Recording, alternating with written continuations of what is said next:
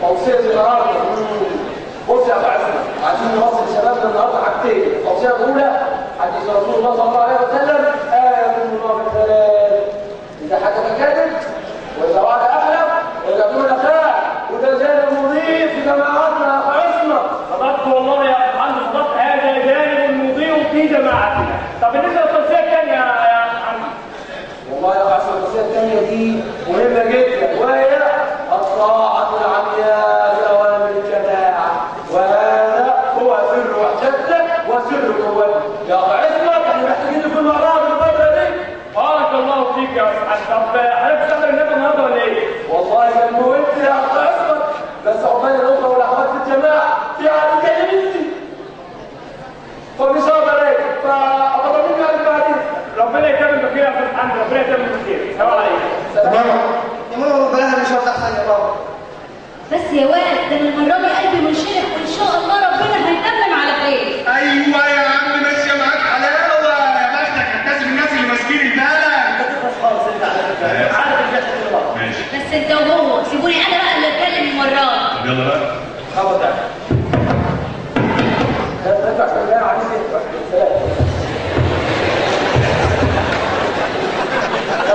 اتفضلوا. اهلا دكتور حكيم. اتفضل حبيبي، اتفضل بس. مين ده؟ ازيك يا عم؟ ازيك يا حاج؟ اهلي وعشيرتي.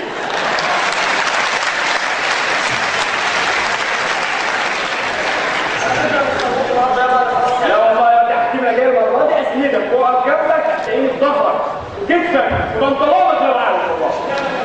اصل انا من ساعه ما شفت الواد الحليوه السمح ده وانا قلبي انشرح. كلامه كده ايه؟ انشراح جوه قلبي والله. مالك يا حكيم يا ابني؟ مالك مش فاهم؟ كلمه واحده ولا كده. معلش شغل ما تشتغل في الارض. خلينا نشتغل في الارض اللي احنا عاملينه ده، ما حد فيها خالص.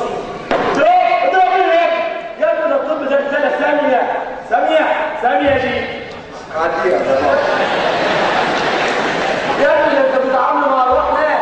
بعد كده احنا جايين للدكاتره بتوعنا ما يشاركوش في الاضرار، ولو ده يكسروه. حرام عليكم يا عمي بص، لو كان الاضراب حرام فاللي بيحصل في المستشفيات ده اكبر حرام. لا في امكانيات مساعده ولا في اي حاجه نعملها. وبعدين هم حتى المسؤولين اللي هم كانوا واخديننا بيه ضحكوا علينا. ضحكوا عليك يا نهار اسود. وعملت كشف حمل ولا لسه ولا ايه؟ يا ابني الريس تعبان عمال يلف العالم من مننا في السوق، البلد مستمرها واقعه. يا عم انا كنت مصدق حوار الفلوس ده لغايه ما لقيته بيدي فلوس للجيش وللشرطه ولبتوع المترو وللمدرسين واساتذه الجامعات. ده اخذ فلوس يا جدع.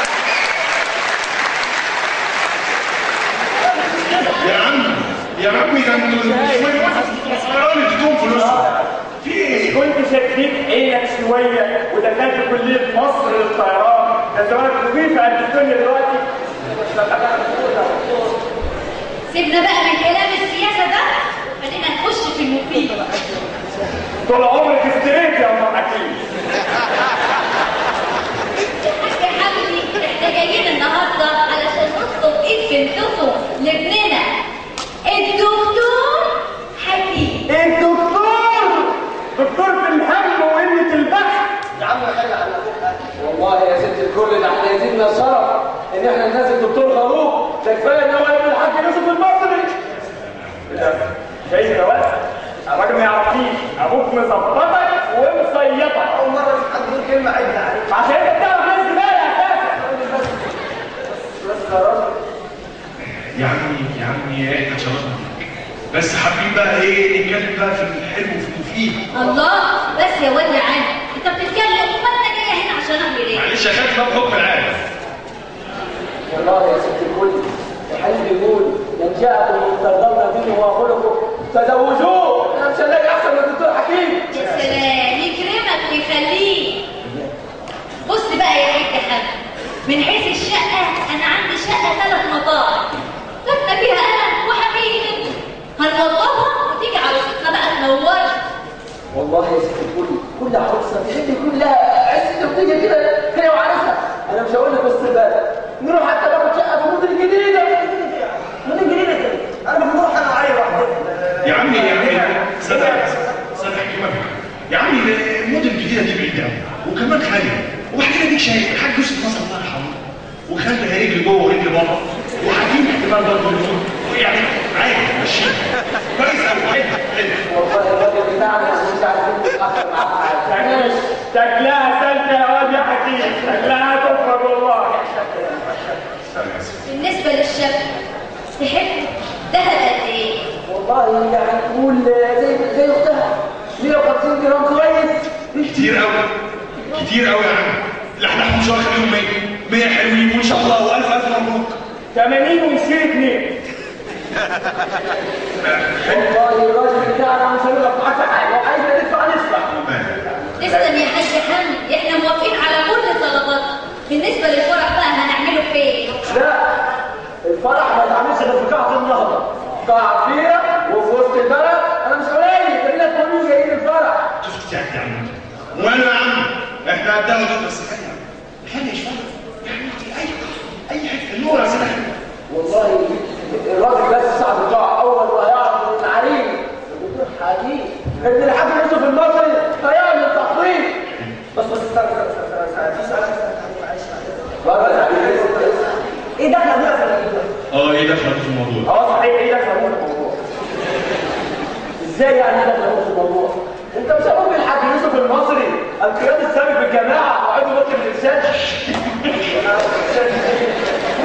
تعالى يا عجيب يقول لي يا فلوس السياسه وقال خبر هيدبسوني زي ما بابا عمك.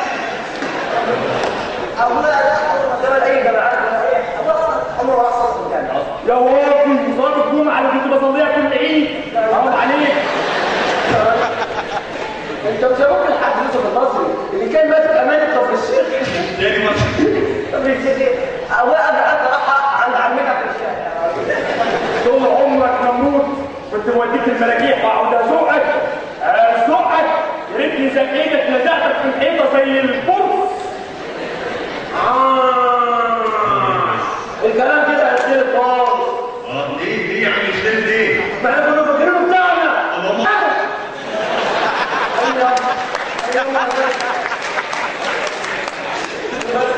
ايه في ايه؟ بص الذهب 150 جرام ومش هنشارك معاك في حاجه، والشقه وسط البلد ومش هنشارك معاك في حاجه، وقاعه النهضه هي قاعه الفرح. الله الله الله يا استاذ حمدي، وكلام اختلاف ليه؟ ما كنا كويسين ليه كده الله؟ هي في حاجه في البلد قاعده على حالها؟ البلد بتتغير. بتحكي في ايه ياما؟ بتحكي في ايه ياما؟ دول عمرهم قالوا كلام ما يقولوش فيه. حرام عليك يا ولد.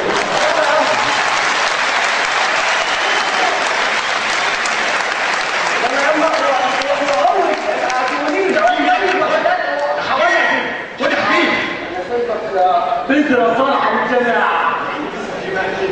عضو صالح للجماعة.